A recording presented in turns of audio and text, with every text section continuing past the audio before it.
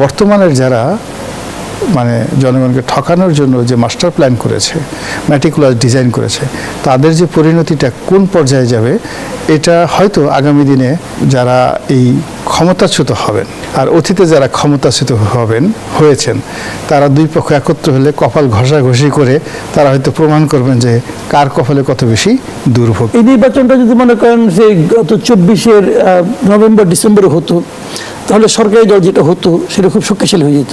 যেই জিতুক যেই হারুক ভোটের ডিফারেন্স খুব বেশি একটা হবে না, এবং ভোটের ডিফারেন্স না হওয়ার অর্থই হচ্ছে যে আমরা একটা শক্তিশালী বিরোধী দল। আমাদের সংবিধানে লেখা আছে প্রজাতন্ত্রের সকল ক্ষমতার মালিক জনগণ, কিন্তু বিগত 3টে নির্বাচনে জনমতের প্রতিফলন হয়নি এবং বিতর্কিত নির্বাচনগুলো আমাদের আসলে কি বার্তা দিয়ে গেল? আমরা কি ত্রয়োদশ নির্বাচনে অতীতের পাপমোচন করতে পারবো? প্রথমত সংবিধানে যেটি লেখা আছে সেটা হয়তো একেবারে সাম্প্রতিক, কিন্তু আপনি সাম্প্রতিক মানে 1971 থেকে আজ অবধি, আপনি যদি এর আগে আরও হাজার হাজার বছর পূর্বে চলে যান, সেই মহেঞ্জোদারো হরপ্পা সভ্যতার সেই জমানাতে, ঠিক সেই সময়টাতেও জনগণ সর্বময় ক্ষমতার অধিকারী ছিল। এমনকি পৃথিবীর সবচেয়ে যে নিকৃষ্ট শাসন, যেমন হিটলারের জমানা ছিল, মুসলিনের জমানাতে ছিল, সেখানেও কিন্তু জনগণ সবসময় সার্বভৌম ক্ষমতার অধিকারী ছিল। আপনার যে ক্ষমতা আছে এটা মানুষ বুঝবে কি করে? প্রথমত হলো যে আপনার যদি ক্ষমতা থাকে, লোকজন আপনাকে মুগ্ধ করার চেষ্টা করবে অথবা আপনাকে ভয় করবে, অ্যাভয়েড করার চেষ্টা করবে।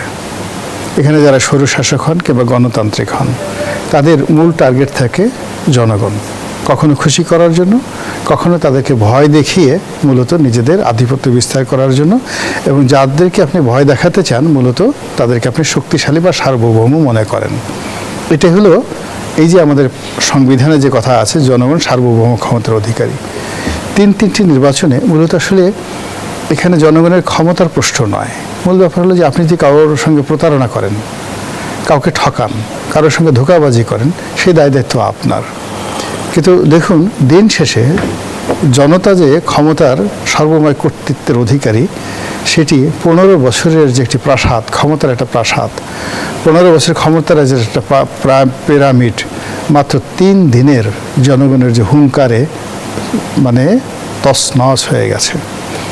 এবং এখনও দেখুন যারা গত 17 মাস ধরে আছে, তারা গত 15 বছরে তারা যা করেছে, ওই 15 বছরের সকল কৌশলগুলোকে একত্র করে আলু ভর্তা বানিয়ে এই গত 17 মাসে জনগণের মাথায় সেই আলু ভর্তার কাঁঠাল ভাঙার চেষ্টা করেছে। এবং এই জনগণ অতীতের সেই যে অভিজ্ঞতা থেকে দেখুন যে কোনো সময় যে কোনো মুহূর্তে ফুঁসে উঠতে পারে। তার বাস্তব প্রমাণ দেখুন যে চট্টগ্রাম বন্দরে এই যে ডিপি ওয়ার্ল্ডকে দিয়ে দেবে, কত বড় হম্বিতম্বি, কত বড় কথাবার্তা, এটা করবে, কিন্তু শেষমেশ ইউটার্ন নিতে হলো। আবার দেখুন এই যে 25টা বিমান কিনবে আমেরিকা থেকে, 34,000 কোটি টাকা বা 35,000 কোটি টাকা এই মুহূর্তে সরকারের ফান্ড থেকে যাবে। আমরা যেখানে 14টা বা 12টা বিমান চালাতে পারছি না, 8-10টা প্লেন পড়ে আছে যেগুলো আমরা মেরামত করতে পারছি না, সেখানে আমরা 34,000 কোটি টাকা দিয়ে আবার নতুন করে বিমান আনতে চাচ্ছি। তো এই যে যা কিছু করা হচ্ছে মূলত এখানে জনগণের নাম বিক্রি করে নিজেদের যে অভীষ্ট লক্ষ্য, অর্থনীতি হতে পারে, রাজনীতি হতে পারে, পিঠ বাঁচানো হতে পারে, হোয়াট এভার মেবি, তারা যে কাজগুলো করছে এই প্রত্যেকটা কাজ কিন্তু জনগণ কগনিজেন্সে নিচ্ছে। এবং জনগণের কগনিজেন্সে নিচ্ছে, এই যে আমরা জনমত তৈরি করছি, আপনি জনমত তৈরি করছেন, জনগণ সচেতন হয়ে রেসপন্ড করছে, এবং রেসপন্ড করার পরে আপনি দেখবেন যে এখন যারা জনগণকে ঠকাচ্ছে বা যে কোনোভাবে ম্যাটিকুলাস ডিজাইন করে জনগণের বিরুদ্ধে কোনো কিছু করার চেষ্টা করছে, আগামী দিনে জনগণের যে প্রতিক্রিয়া, তাদের যে ক্ষমতার যে হাতুড়ি, তাদের যে ক্ষমতার যে হাতিয়ার, এটা এতটা শক্তিশালী হবে যে বর্তমানের যারা মানে জনগণকে ঠকানোর জন্য যে মাস্টার প্ল্যান করেছে, ম্যাটিকুলাস ডিজাইন করেছে, তাদের যে পরিণতিটা কোন পর্যায়ে যাবে এটা হয়তো আগামী দিনে যারা এই ক্ষমতাচ্যুত হবেন আর অতীতে যারা ক্ষমতাচ্যুত হয়েছেন তারা দুই পক্ষ একত্র হলে কপাল ঘষাঘষি করে তারা হয়তো প্রমাণ করবেন যে কার কপালে কত বেশি দুর্ভোগ, কিন্তু শেষমেশ জনতার বিজয়ী অনিবার্য। অসংখ্য ধন্যবাদ জানাচ্ছি জনাব গোলাম মাওলা রনি, জনাব মাসুদ কামাল। আমরা ত্রয়োদশ নির্বাচনের মধ্য দিয়ে সত্যিকার অর্থে একটি গণতান্ত্রিক বাংলাদেশ পাবো কি? 24-এর গণঅভ্যুত্থানে আসলে কতটা বদলেছে যদি আমরা সার্বিক প্রেক্ষাপট ধরি, রাজনৈতিক প্রেক্ষাপট, রাজনীতিবিদ কিংবা রাজনৈতিক দল? পাবো কিনা জানি না, তবে আশা করতে পারি। আমি আশা করি এই কারণে যে হাসিনার যে পরিণতি, শেখ হাসিনার যে পরিণতি, এটা এত দ্রুত এই রাজনৈতিক দলগুলো তাদের নেতৃবৃন্দ ভুলে যাবেন এটা আমি আশা করি না।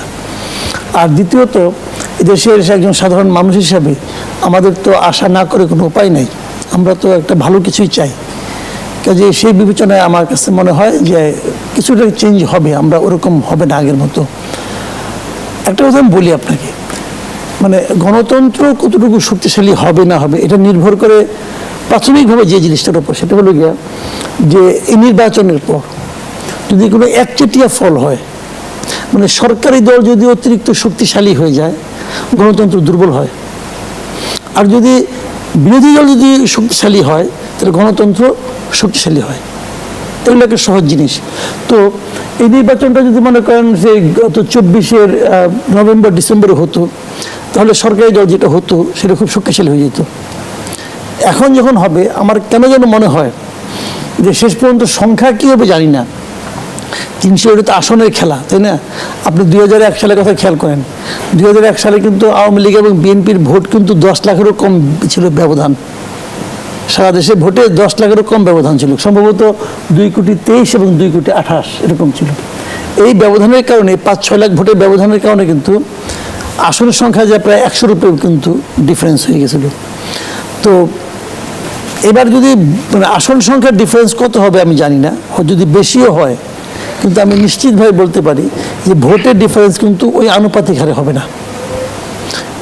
যেই জিতুক যেই হারুক ভোটের ডিফারেন্স খুব বেশি একটা হবে না, এবং ভোটের ডিফারেন্স না হওয়ার অর্থই হচ্ছে যে আমরা একটা শক্তিশালী বিরোধী দল পাবো। এটা হলো আমার ধারণা আর কি। এবং সেটা যদি হয় তাহলে গণতন্ত্র শক্তিশালী হওয়ার একটা সুযোগ থাকে। বিগত নির্বাচনগুলোর তথ্য বিশ্লেষণ করলে দেখা যায় জামায়াতের ভোট ব্যাংক বলতে সেটি খুবই দুর্বল। আপনি বলছেন যে এবার বিএনপির সাথে ভোটের ব্যবধান সেরকম একটি হবে না। এই কয়দিনের ব্যবধানে আসলে কোন বিষয়টি কিং মেকার হিসেবে কাজ করলো? এটা বেসিক্যালি কাজ করেছে আপনার 2024-এর 5ই আগস্ট, এরপরের যে সময়টা 1.5 বছর, এটা আমি আগেও বলেছি অনেকবার, সেটা হলো যে এই যে 1.5 বছর, এই সময়টাতে আমাদের এখানে যারা ইয়াং ভোটার মানে হলো যারা নাকি প্রথমবারের মতো ভোট দিতে যাচ্ছে, এমন সংখ্যা কিন্তু অনেক। প্রায় 4 কোটি এবং ভোটারের 1/3। যার বয়স আজকে 18 বছর হলো সেই কিন্তু প্রথম ভোটার না। যার বয়স 32 বছর 35 বছর তারাও কিন্তু অনেকে প্রথম ভোটার, কারণ তারা হয়তো আগে ভোট দিতে পারে নাই অথবা দেয় নাই, তো তারাও কিন্তু প্রথম ভোটার। এই যারা প্রথম ভোটার না, এরা আসলে বিএনপি আর জামাতকে আগে দেখে নাই। তারা বলতে পারবে না যে বিএনপি আগে কেমন ছিল, কেমন সরকার চালাইছে, জামাত আগে কেমন ছিল তাও তারা জানে না, অথবা সরকারে গেলে এরা কেমন হয়, এদের তো 2006-এর কোনো স্মৃতি নাই। সেক্ষেত্রে তারা বিএনপি এবং জামাতকে চেনার চেষ্টা করেছে এই 2024-এর 5ই আগস্টের পর থেকে। এই 1.5 বছরে তারা বিএনপি এবং জামাতকে যেভাবে দেখেছে, এটা দেখে আমার বিবেচনা যে বিএনপির প্রতি বিশেষ কোনো প্রেম জাগ্রত হওয়ার কোনো কারণ নাই। বিএনপির ভূমিকা, মাঠ পর্যায়ে বিএনপির নেতাকর্মীদের ভূমিকা দেখেন, অনেকে বলে না বিএনপি খুব একটা চাঁদাবাজি করে না, অনেকে বলে, কিন্তু অনেকে বিএনপির অনেক নেতারাই বলেন। আপনি আমাকে একটা কথা বলেন, চাঁদাবাজি নাই করলো তাহলে 7-8 হাজার লোককে বহিষ্কার করলো কেন বহিষ্কার করলো? আপনি আবার বলবেন যে না, 7-8 হাজার লোক বহিষ্কার করছে আর চাঁদাবাজ নাই। 7-8 হাজার লোককে কি একদিনে বহিষ্কার করছে? একদিনে তো করে নাই। প্রথম দিন থেকে শুরু হয়েছে, তো প্রথম দিন থেকে শুরু হওয়ার পরে যে একদম শেষ দিন যেদিন করছে সেই দিন পর্যন্ত তারা কাজ করছে। প্রথম 1 সপ্তাহ পরে, তারপর বাকি সময় তারা করে আসছে।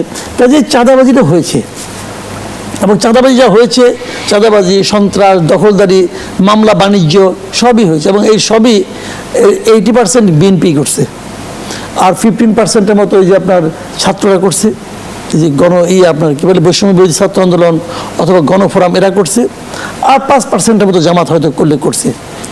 তো এই যে জিনিসটা, এই সময়ের যে ভূমিকাগুলো, এই ভূমিকাগুলো কিন্তু দেখে এই ইয়াংদের মধ্যে কিন্তু জামাতের প্রতি এক ধরনের আগ্রহ বাড়তে পারে।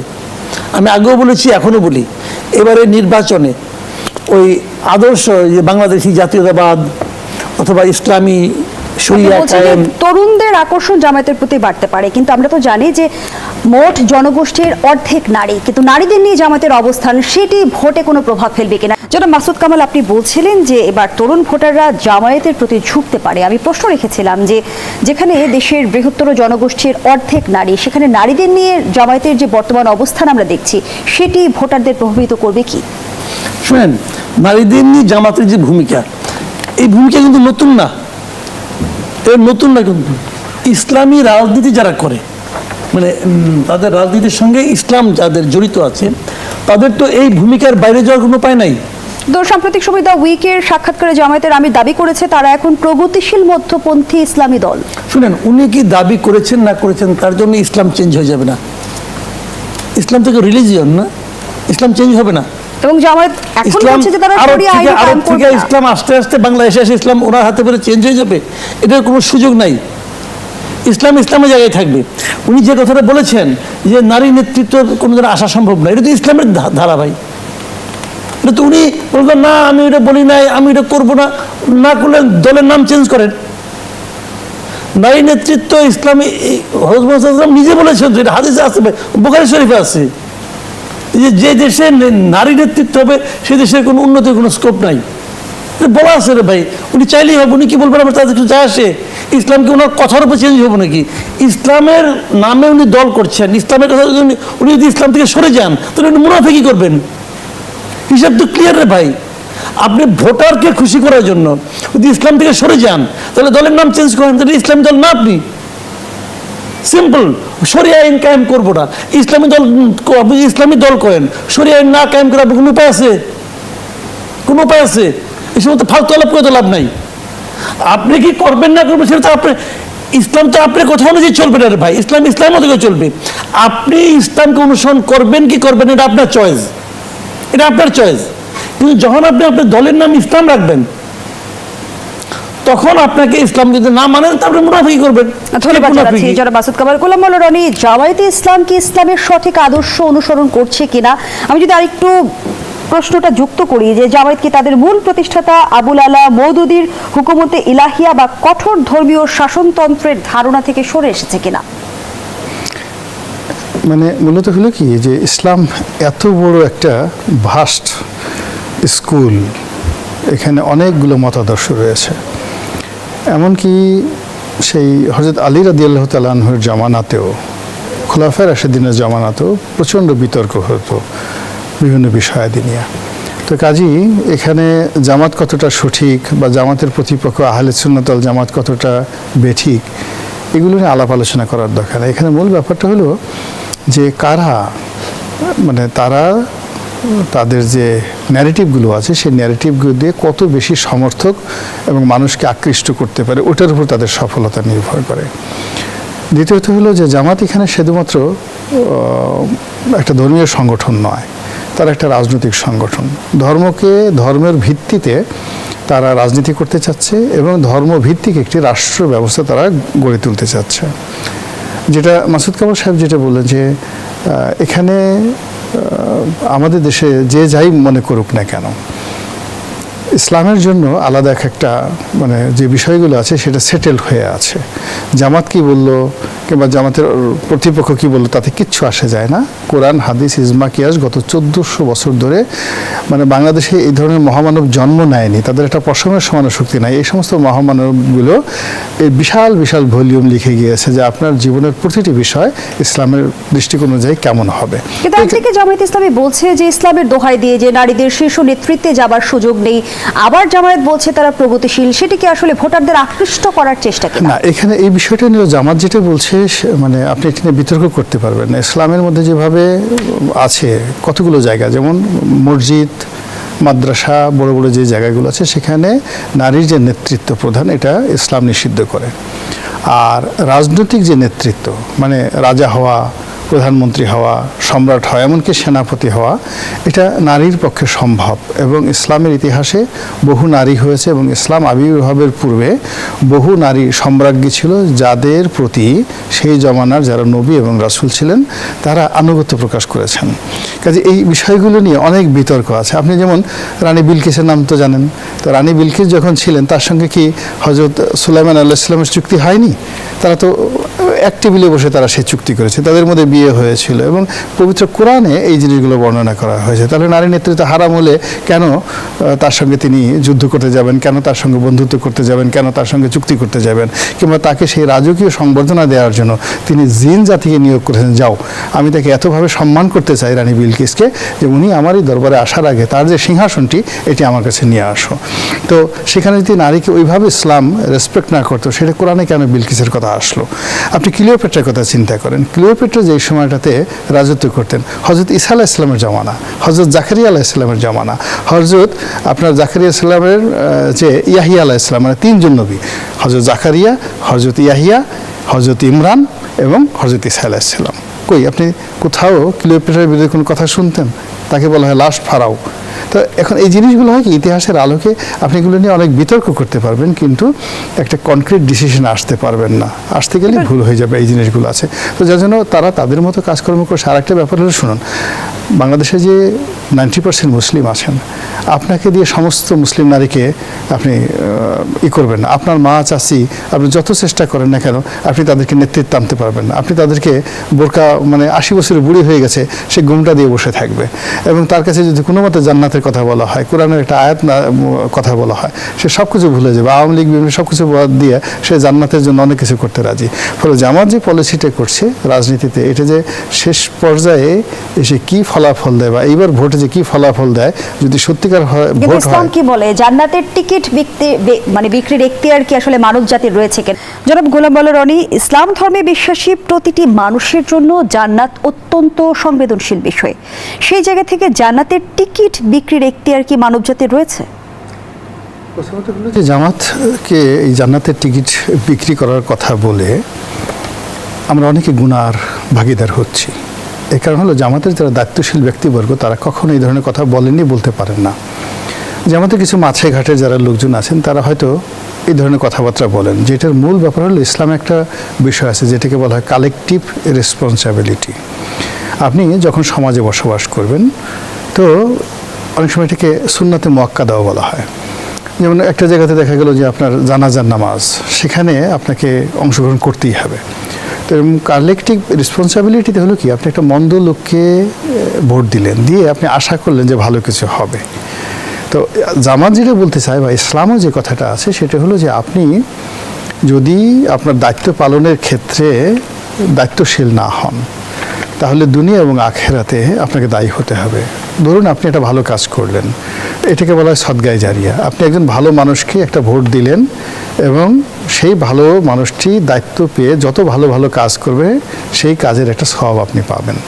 আবার আপনি একটা মন্দ লোককে ভোট দিলেন, সে যত মন্দ কাজ করবে সে মন্দ কাজের দায় দায়িত্ব আপনাকে বহন করতে হবে। এই যে কালেকটিভ রেসপন্সিবিলিটি, আপনার জন্য এই যে সেনাবাহিনীর প্রধান জেনারেল ওয়াকারুজ্জামান তিনিও কিন্তু একটা কথা বলেছেন যেটা খুব ভাইরাল হয়ে গেছে, যে আপনারা নিজেরা একজন মন্দ লোক নিয়োগ করে তারপরে আমাদেরকে বলবেন যে ওদেরকে ধরুন বা আপনি আইন শৃঙ্খলা সঠিক রাখুন। এটা তো হয় না।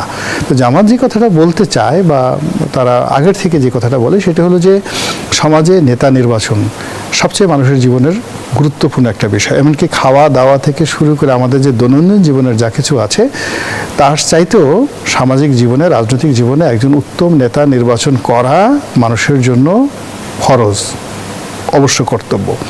শুধু তাই নয়, যিনি নেতা হবেন তারও দায়িত্ব রয়েছে। তাকে আল্লাহর কাছে বলতে হবে যে হে আল্লাহ, তুমি আমাকে মুত্তাকিদের নেতা বানিয়ে দাও, মানে যে লোক তোমাকে বিশ্বাস করে, ভালো মানুষ আছে তাদের নেতা বানিয়ে দাও। কেন আমি যদি বদমাশদের নেতা হয়ে যাই, আশেপাশে সব খারাপ লোক থাকে, তাহলে তো আমি এই ভালো কাজ করতে পারবো না, আমাকে সবাই ডিস্টার্ব করবে। এই জন্য আরবিতে বলা আছে ওয়াজআলনা লিল মুত্তাকিনা ইমামা, হে আল্লাহ তুমি আমাকে পরহেজগার লোকদের নেতা বানিয়ে দাও। এবং আল্লাহ রাসূল যতবার মুনাজাত করতেন, কোরআনের আয়াত, তিনি সবসময় বলতেন যে হে আল্লাহ তুমি আমাকে পরহেজগার লোকদের নেতা বানিয়ে দাও। জামাত সেই কথাটাই বলার চেষ্টা করে। জনাব মাসুদ কামাল, নির্বাচন নির্বাচন এলেই আমরা ইলেকশন ইঞ্জিনিয়ারিং এর কথা শুনি, আমরা প্রশাসনিক কুয়ের সম্ভাবনার কথা শুনি, কখনো শুনি নির্বাচন কমিশনের নিরপেক্ষতা নিয়েও প্রশ্ন। 24-এর গণঅভ্যুত্থানের পর ভিন্ন বাস্তবতা দেখার কথা ছিল, এখনো আমরা নির্বাচনের কেন্দ্রিক এই অভিযোগগুলো কেন শুনছি? এটা শুনে নেই কেউ না যে নির্বাচন কমিশন এবং সরকার এই দুইটা মানে আপনার প্রতিষ্ঠান তো নির্বাচনের সঙ্গে জড়িত। এই দুইটা প্রতিষ্ঠানের কর্মকাণ্ড কাজকর্ম যখন প্রত্যাশিতভাবে না হয়, না চলে, তখনই এই ধরনের আশঙ্কার কথা কিন্তু উঠে আসে। নির্বাচন কমিশনের অনেক কর্মকাণ্ড কিন্তু এখনো মানুষের কাছে সহজবোধ্য নয়। যেমন আপনার নির্বাচন কমিশন আপনার গণভোটে যে কাজটা করেছে, সে এক পর্যায়ে এসে যখন সে বলল যে গণভোটে সরকারি কর্মকর্তারা কোনো ধরনের পক্ষপাত করতে পারবে না, হা অথবা নার পক্ষে প্রচারণা চালাতে পারবে না, যখন তারা এই ঘোষণাটা দিল, যখন তারা এই কথাটা বলল, তার আগে সরকারের পক্ষ থেকে এটা হার পক্ষে প্রচারণা চালানো হয়ে গেছে। এবং আমি শুনেছি যে মানে শতাধিক কোটি টাকা ব্যয় হয়ে গেছে হার পক্ষে প্রচারণা চালাতে যেয়ে। তো পুরো জিনিসটাই তো অন্যায় করছে তার গভর্নমেন্ট। তো নির্বাচন কমিশন সেটাকে অন্যায় বলছে। এখন যেটাকে তারা অন্যায় বলছে, সেই অন্যায়টা যারা করছে তাদের ব্যাপারে নির্বাচন কমিশন কোনো ব্যবস্থা নিতে পারছে? পারে নাই তো। নেওয়ার চেষ্টা করছে, তাও করে নাই তো। এই না করার মাধ্যমে তারা কিন্তু তারা যে অথর্ব এবং অযোগ্য তার প্রমাণ রাখছে। আবার বিপরীত দিকে দেখেন, ইলেকশনের রেজাল্ট প্রকাশ করতে দেরি হতে পারে, এই কথাটা কে বলছে? প্রধান উপদেষ্টা, প্রেস সেক্রেটারি। কেন? এটা কি ওনার এখতিয়ার? ইলেকশনের রেজাল্ট ঘোষণা করতে দেরি হবে না তাড়াতাড়ি হবে, পরের দিন হয়ে যাবে না 2 দিন পরে হবে, এটা বলার তো এখতিয়ার প্রধান উপদেষ্টারও নাই। এটা তো বলতে পারে একমাত্র নির্বাচন কমিশন। সে বলে কেন? সে যেটা বলছে এটা নাকি ইলেকশন কমিশন কোনো আপত্তি করছে যে ওনার বলা ঠিক হয় নাই? বলছে এটা বলার মাধ্যমে পুরো দেশের মধ্যে ইলেকশনের বিষয়ে সে একটা সন্দেহ ঢুকাই দিচ্ছে। দেরি হবে কেন মানুষ বুঝতে পারছে না। হ্যাঁ, 2টা ভোট, ওকে ফাইন, 2টা ভোট। তো 2টা ব্যালট কি এর আগে কখনো হয় নাই? প্রত্যেকটা স্থানীয় সরকার নির্বাচনের সময় মেয়রের মানে চেয়ারম্যান অথবা মেয়র, তারপরে আপনার এই সংরক্ষিত আসন, তারপরে মেম্বার, 3টা ব্যালট গোনা হয়। বলবেন যে না, ওটা তো একটা নির্দিষ্ট এলাকায় হয়। হ্যাঁ, এলাকায় হয়, ধাপে ধাপে হয়, কিন্তু যেটা গোনা হয় সেটা তো এক রাত্রি হয়ে যায়, ওটা জন্য পয়সা নোট করতে হয় না। তাহলে এটা করতে হবে কেন? তো এইটা যখন উনি বলেন, তখন মানুষ কি করে? আমাদের একটা মতলব খুঁজে। তারা মনে করে যেটা সরকার বলে আগে ভাগে বলে, এটার মধ্যে যেটা ইঞ্জিনিয়ারিং হতে পারে সেই ইঙ্গিতটাই তারা আগে ভাগে বলে।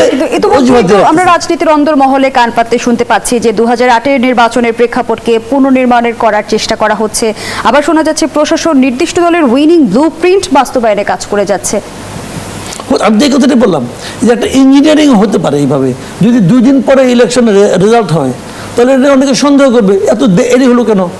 এবং এটা নিয়ে আমি বলি যে ইলেকশনের সময় কোনো মারামারি হবে না, ইলেকশনের রেজাল্ট ঘোষণার পরে কিন্তু অনেক কিছু হতে পারে, এটা দেখে নিয়ে না। ধন্যবাদ জানাচ্ছি জনাব মাসুদ কামাল। গোলাম মাওলা রনি, কেমন নির্বাচন প্রত্যাশা করছেন?